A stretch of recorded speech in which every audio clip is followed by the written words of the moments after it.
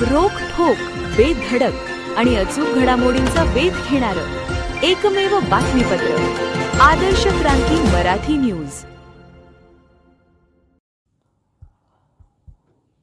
कासारी येथील एका अल्पवयीन मुलीचे इन कॅमेरा शवविच्छेदन करून प्रेत नातेवाईकांच्या ताब्यात. दोघा आरोपींना अटक करून इतर सह आरोपींना अटक करण्याची हमी पोलिसांनी दिल्याने मृतदेह ताब्यात घेऊन केला अंत्यविधी. केज तालुक्यातील कासारी येथील एका अल्पवयीन मुलीची आत्महत्या नसून घातपात केला असल्याचा नातेवाईकांनी आरोप केला आणि आरोपींना अटक केल्याशिवाय मृतदेह ताब्यात घेणार नाही असा नातेवाईकांनी पवित्रा घेतला.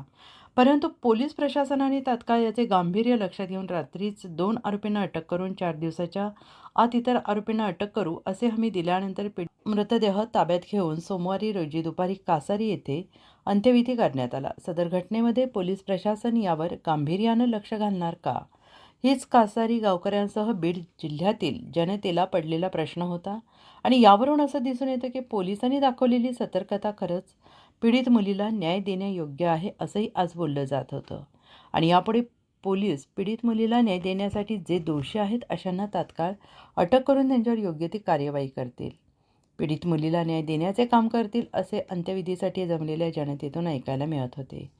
अतिशय शोकाकुल वातावरणात अमृता हिच्या मृतदेहावर अंत्यसंस्कार करण्यात आले. प्रथमतः आपल्या न्यूज चॅनलने एक सर्वसामान्य माणसाला वाचा फोडली, त्याबद्दल त्यांचे आभारी आहोत.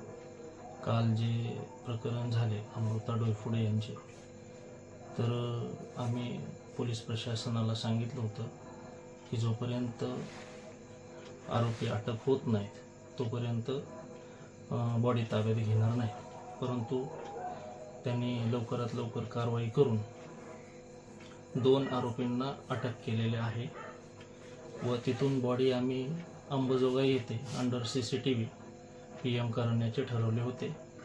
ती आमची पूर्ण प्रक्रिया पार पडल्याच्या नंतर त्यांनी आम्हाला सांगितलं किंवा आम्ही उर्वरित जे आरोपी आहेत 2 ते 4 दिवसामध्ये त्यांना जेवढ्यात लवकरात लवकर होईल तेवढं आम्ही त्यांना अटक करण्याचा प्रयत्न करू आणि तुम्हाला न्याय मिळवून देऊ. आणि त्यानंतर मग आम्ही अमृता डोईफोडे यांचा कासारी गावामध्ये आणून अंत्यविधी केलेला आहे व तो आज पार पडलेला आहे. आम्ही पोलीस प्रशासनाला एवढीच विनंती करत आहोत की त्यांनी आम्हाला न्याय द्यायला पाहिजे. आदर्श क्रांती मराठी न्यूज चॅनलला लाईक करा, शेअर करा आणि सबस्क्राईब करा.